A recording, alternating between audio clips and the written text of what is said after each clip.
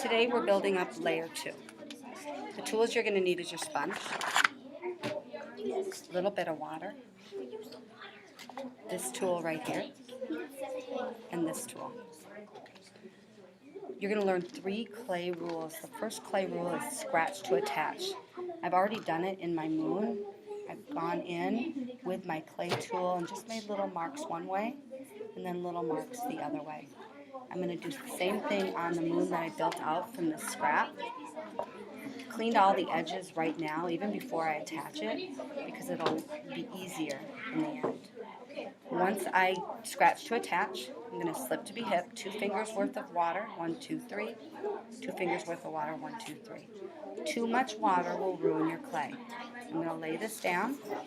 The third clay rule is blend to end. So I'm going to take my clay tool on the side and I'm going to grab a little of the clay from the moon symbol. I'm going to pull it down onto my clay relief. If you do not blend to end, your clay relief will fall apart after it's been fired in the kiln. Now, last week, a couple weeks ago, you guys experimented with your iPad and you took pictures of different ways you were going to build up. You need to recall those ways and continue your plan. So I was going to build 3 circles up there. So I'm forming in my fingers even before I attach it. And I'm just going to lay all 3 out even before I scratch to attach, slip to be hip, blend to end, just to see placement and sizing. Okay, I like that.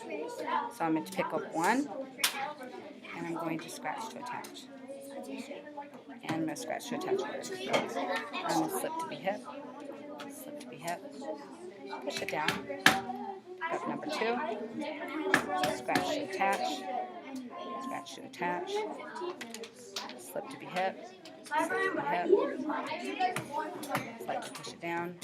Third one, scratch to attach, slip to be hip, Now, even though it feels like it's stuck, you do need to blend to end to make sure that everything's secure after it's fired. So I'm just grabbing the tiniest bit of the circle piece and I'm pulling it down to the slab and I'm kind of smoothing it out.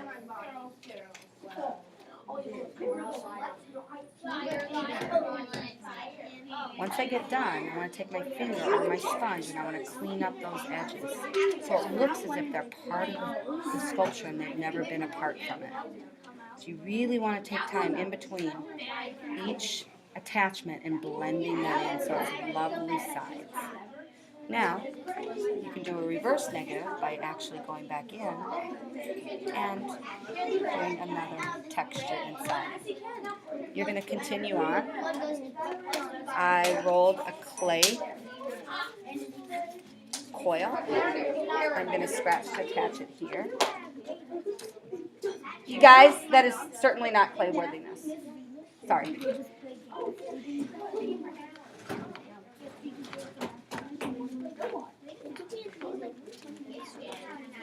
I'm going to scratch to attach there, blend the end, blend the end.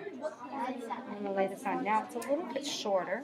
I can incorporate that into my design or I could roll it one more time. I think I'm going to leave it like that.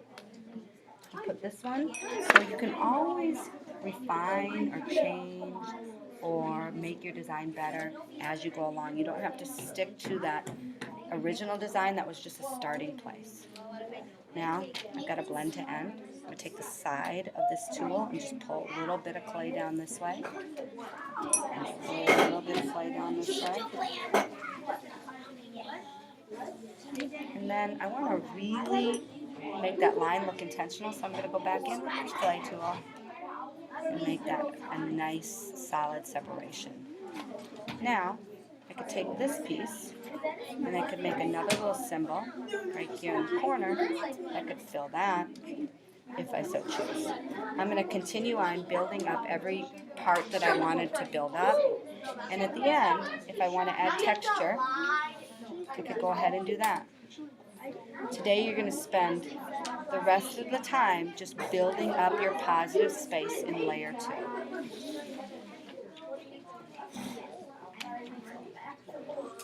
Make sure that you pay attention to those sides. Those sides are a part of your sculpture. You got to make sure that they look really clean and nice. So I continually kind of go around there, making sure that looks great. Okay, have fun. See you next week.